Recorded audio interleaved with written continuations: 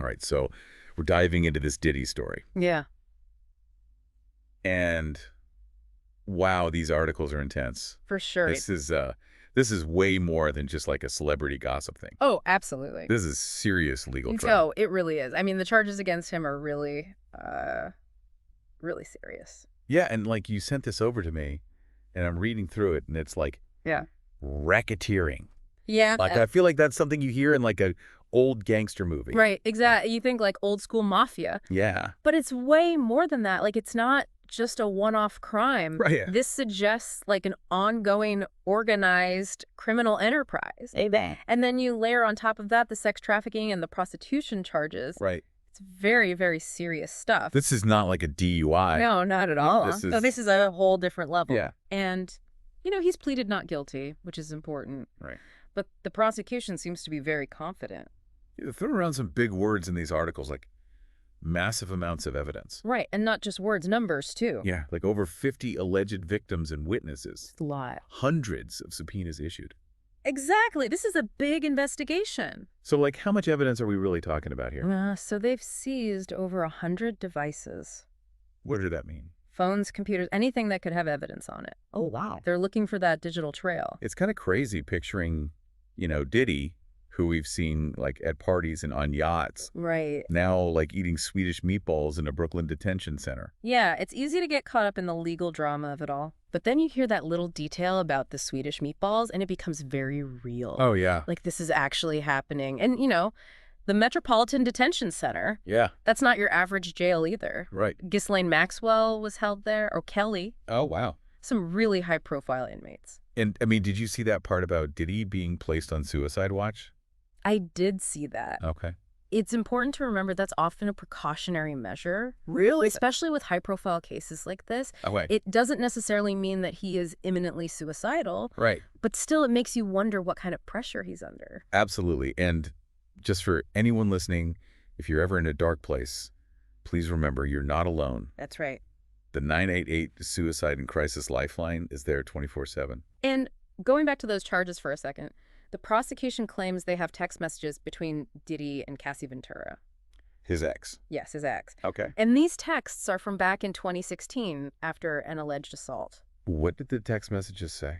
Well, in one, Diddy allegedly wrote to Cassie, "Call me, the cops are here. I got 6 kids. You please call. I'm surrounded." Whoa. Yeah. Okay, so like I can see how that would look really bad Right. for him in court. Exactly. The prosecution might use this to show consciousness of guilt. Yeah, like he was trying to get his story straight or something. Exactly. Or even trying to influence her to back up his side of things. Wow. It'll be really interesting to see how the defense tries to spin that. Yeah, well, his lawyer seems to be taking a very interesting approach here. Yeah. Surrendering him to authorities and then pushing for a speedy trial. Interesting tactics. What's the strategy there? So by surrendering, it might be a way of showing that he's cooperating, Okay. that he's not hiding. Right. And then the speedy trial that could work in their favor if they think the prosecution's case has holes in it. So it's like, are they super confident or are they just trying to like outmaneuver the system? It makes you wonder. It's kind of wild though, right? Diddy denied bail twice. I know, that's what I was thinking. Like, you would think with all his money, his lawyers, Right. he'd be out, no problem. It does seem like every other celebrity gets bail. Right. But the judges have been very clear about why he's still in custody. Yeah, why is that? So first they consider him a flight risk. Okay, yeah, that makes sense. Yeah. I mean, the guy's got private jets, Exactly. connections all over the world. He could disappear if he wanted to. Yeah. Especially with these charges, right? The more serious they are, the more incentive there is to run. Oh, yeah, for sure. But there's more to it than just that. Okay. The judges are also worried about potential witness tampering. Wait, what does that even mean? Like, is he going to send someone to threaten these people? Not necessarily like direct threats, no. It's Okay. more about the power dynamic. Okay. Diddy's a huge star. Yeah. A lot of these alleged victims might be young, just starting out, Right. maybe afraid to speak out against someone with his influence. Oh, I see what you mean. So the judges are worried he might try to influence them somehow. Get them to change their stories or something. Exactly. Wow. The phrase they keep using is danger to the community. What does that even mean in this context? In this case, it means they think he could interfere with the investigation, Okay, that makes sense, yeah. especially because it's still ongoing. Right. So what's next then? What can his lawyers even do at this point? They're facing a ton of evidence. Well, that's the big question, isn't it? But so far, their strategy seems to be project confidence and cooperate. Okay. Like surrendering to the authorities, that plays into that. Oh, yeah, for sure. We're not running, we're here to clear his name, that kind of thing. Right. But is that genuine, though? Or is it just a way to, like, I don't know, sway public opinion? That's what we're trying to figure out, right? Right. Is this just legal maneuvering, good PR, or is there actually something more to their confidence? Right. Are they going to present some kind of counter narrative, argue these accusations are false? We'll have to see how it plays out. It does make you wonder, though, even if he is found not guilty, can his image really recover from all of this? That's the other layer to this whole thing, right? Yeah. It's crazy to think about the impact all this is having on his career. You know? Oh, without a doubt. That's a guy who built an empire. Right. His whole image. The music, the fashion. Everything. The Diddy brand. Yeah. And now that brand is... Tainted. Yeah, exactly. Even if he's found not guilty legally, will people ever be able to separate? I don't know. Right. Can you come back from this? It makes you think about, like, this isn't just a Diddy thing, right? What do you mean? This whole thing, it's like a spotlight on the music industry.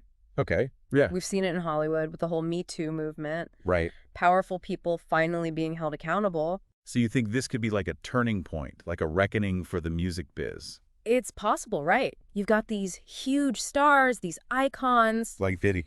Exactly. And then you've got these young artists hungry for their shot. Oh, yeah. Totally vulnerable. And they're willing to do whatever it takes to make it. That's a recipe for disaster right there. Yeah, it's ripe for exploitation. Wow. So where do we go from here? That's the big question, isn't it? Like, we can't jump to conclusions about Diddy. He deserves his day in court. Right, of course. But it does make you think about power, about responsibility, about using your voice, not just in music, but everywhere. Yeah, it really makes you think. What will it take to create a world where everyone feels safe to come forward, where everyone is treated with respect, regardless of their position? It's a powerful question and one we should all be asking ourselves, right? So for everyone listening, that's something to think about.